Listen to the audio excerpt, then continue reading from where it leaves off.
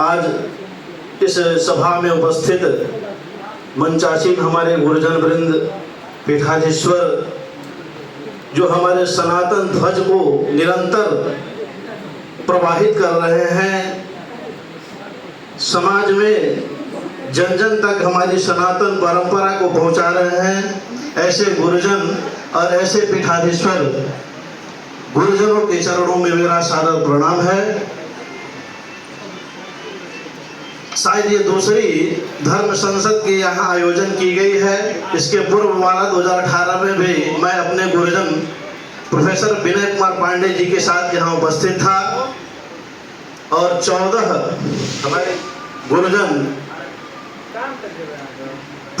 रामचंद्र गुरु जी के तत्वाधान में, अध्यक्षता में 14 ऐसे पर्वों को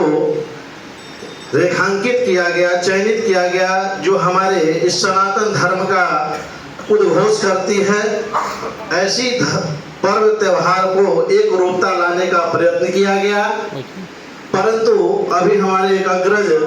बोल रहे थे कि विश्व पंचांग इत्यादि जो त्रुटियां आ रही हैं, शायद इसका मूल उद्देश्य है, उसका मूल कारण है कि विश्व पंचांग और अन्य पंचांग को देखने वालों में शायद अल्पज्ञता की कमी हो, अल्पज्ञता हो, जिसके चलते उसमें कुछ कमियां आ रही हो। हम प्रायः समाज में देखते हैं कि पुरोहित कर्म करने वाले जो भी हम लोग हैं, हम ही जन जन तक अपने व्रत त्योहार को पहुंचाते हैं। इस परिस्थिति में हमको यदि इस विषय का ज्ञान नहीं हो तो उस विषय को जानकार व्यक्ति से समझ करके तब अपने यजमान को और समाज में प्रसारित करने का प्रयास करें। इसके लिए हम सर्वज्ञ न बने, क्योंकि साक्षात वेद के जो कर्ता हैं, वेदज्ञ हैं,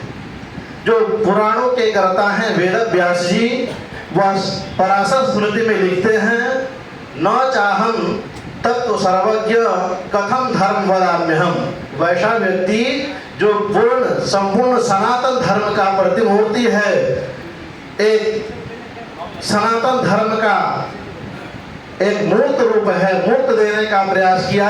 वैसा व्यक्ति यदि धर्म के उपदेशों को बताने में अक्षम अपने आप को वहां मान रहा है, तो हम जो कोट्यांश भी उनके नहीं हैं, वो अपना निर्णय देने, शीघ्रता से निर्णय दे करके और पंचांगों में, पर्वों में विरूपता को दर्शाते हैं। रही बात पर्व त्योहार के बारे में, पंचांग प्रायः सभी एक हैं, उसमें क्योंकि अन्य बनाने की जो विधियां हैं, जो पंचांग निर्माण की जो गणित है कुछ भिन्न है, गणित थोड़ी सी अंतर आ सकती है, लेकिन व्रत त्योहारों का निर्णय ज्योतिषी और पंचांगकार नहीं करता है, उसके लिए धर्मशास्त्र की आवश्यकता होती है। तो इसके लिए हम यहाँ सभी गुरुजनों से मैं निवेदन करूंगा कि यहाँ हमारे धर्मज्ञ भी साथ धर्मशास्त्र विभाग के विभागाध्यक्ष गुरु जी भी बैठे हुए हैं, अन्य शास्त्र के भी शास्त्रज्ञ बैठे हुए हैं। अग्रिम पंक्ति से द्वितीय लाइन में हमारे अग्रज गुरुतुल्य निगम पांडे जी बैठे हुए हैं, शशिरंजन तिवारी जी बैठे हुए हैं। आप लोग भी शायद इसी मुजफ्फरपुर जिला में ही हैं, तो आप लोग से भी मेरा निवेदन है कि जब भी इस तरह की चर्चाएं हों या व्रत त्योहार निर्णय की जो समिति बैठे, उसमें कोई कार्य हो, तो आप लोग बढ़ चढ़ के इसमें हिस्सा लें और ससमय उसको जन जन तक पहुंचाने का प्रयास करें। इसके लिए जो परम पूज्य कमला त्रिपाठी